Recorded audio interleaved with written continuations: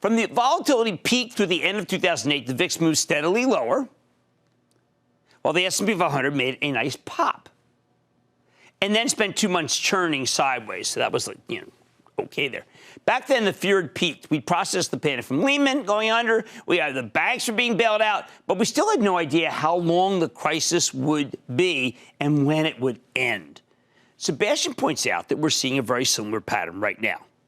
Back then, as we gradually realized the extent of the carnage and the S&P moved lower again, this time more slowly, without a big spike in the VIX. We had already braced ourselves for more weakness, so the winter 2009 meltdown didn't freak people out the way the fall 2008 meltdown did. So you can see the VIX kind of didn't react. As Sebastian says it, we're going through the same thing right now, only faster. He thinks we're now in the December to January time frame. Okay, so if we want to go to December and January time frame, then we know that we're looking at a pretty decent time. Okay, we're going to get up there. We're going to start going up. But remember, this was down. I'm sorry, we're headed into. I don't want to say this was good. This was horrible. This was the fabled bottom, all right? That's where the market's no longer scared, but also not yet ready to sustain a rally.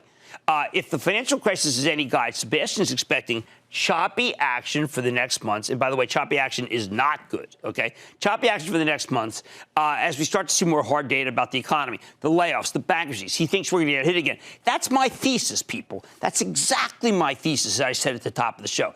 But, and this is a big but, if the VIX doesn't spike the next time the market rolls over, Sebastian recommends doing some buying in the weakness. In other words, there's no need to chase stocks after this week's rally. Amen. You can afford to be patient and buy the dips. And we saw a lot of dips in this period, too. Oh, and you're investing for the long haul, you may get some much better entry points than today. No need to feel any FOMO here. I couldn't agree more. Remember, we could be here, all right? Because the VIX is steady. And at any given time, you're going to get a little blip up. And that was a fake out. This was a fake out. Get me? These were all fake outs. I don't want you to buy a fake out. I want you to get right here, or at least as close. Whatever. The bottom line, the charts as interpreted by Mark Sebastian. I almost put my fist through that. Did you know that? But because I'm Jimmy Chill, I didn't do that. The old Jim Cramer would have put his fist right through that. And then I would have just gone and gotten stitches.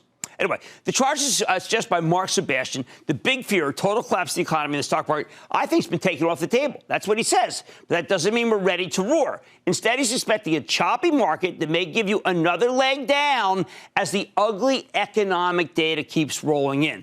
I think he's got a point. Don't miss a second of Mad Money. Follow @Jim Cramer on Twitter. Have a question? Tweet Cramer. #MadTweets. Send Jim an email to madmoney@cnbc.com or give us a call at 1-800-743-CNBC. Miss something?